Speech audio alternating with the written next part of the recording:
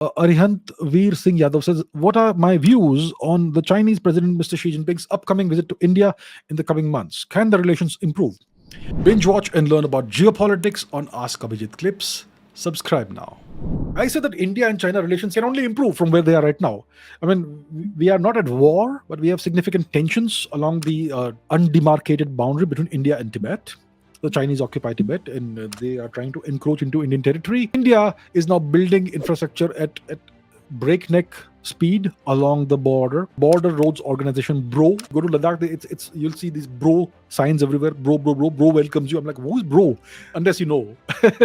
So India is building infrastructure at a tremendous pace. Railways, roads, mostly bridges, etc. That has disconcerted China because now India's infrastructure is coming up to where it should be. Airstrips, landing strips, much more. So that's been the cause of tensions, and that's why the Chinese have been trying to provoke India. I think the relations between India and China can only improve from where they are right now. Chinese will not try to start a war with India because it can escalate in any unforeseen direction, and when you have two nuclear armed nations, you don't want to go to war. You don't want to risk the chance of a escalation. So I think that India and China relations can only go upwards from where they are today. It's good to know that Mr. Xi is coming to India. What exactly is the event? I'm not sure. Is it the G20 thing? Is it the SCO thing? Is it the BRICS thing? I think BRICS is in South Africa. Something is coming up, and it's good that he's coming to India. I think there's a huge amount of potential for India and China, and also Russia, in terms of cooperation. If we can find a proper negotiated and fair solution to the border issue, which will need some give and take from both sides for sure. If we can do that, if we can achieve that, then there will be no more tensions, hopefully, along the border, which will be fully demarcated.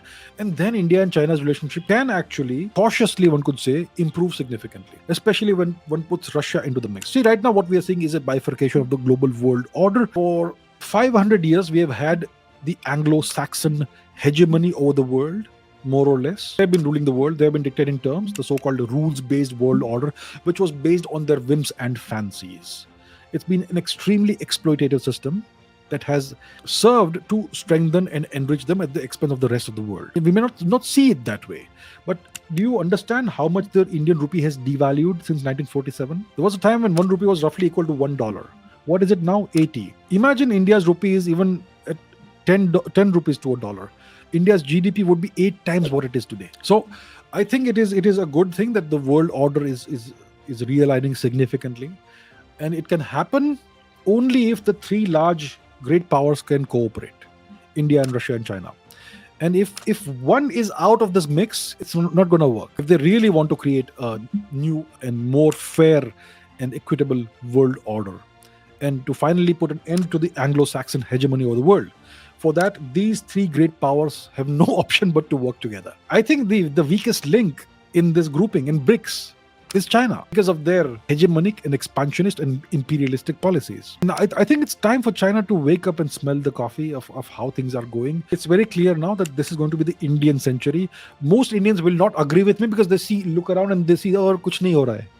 Wait until 2030 and see where India is. The Chinese are not stupid. They will know how things are going and in what direction the world is going. They will obviously keep on working towards making their nation more powerful. Why not? They have the right to do it. I have nothing against that. But it cannot come at the expense of India. That's something they have to understand, and that's what the Indian government has done more than enough to demonstrate to China that it's not going to work for you if you try to mess with India. So I think there has to be some kind of compromise or some kind of solution to this. The ideal situation is we demarcate the boundary in a fair, just, equitable manner with some give and take possibly on both sides. Yep, if we do that, then things will be better. And then India and China and Russia can work together to really create a proper, good, just, fair, equitable system that is apart from the Anglo-Saxon hegemonic system that we have experienced for the past 500 years. And because we have lived under this system for 500 years, we don't see anything wrong with it, most of us, unless you go deep into it and see what they're doing, to exploit everybody else. So I think it's a very good sign that Mr. Xi is coming to India. Obviously, he will be in consultations with Prime Minister Modi and other leaders, but it's mainly about India and China from my perspective.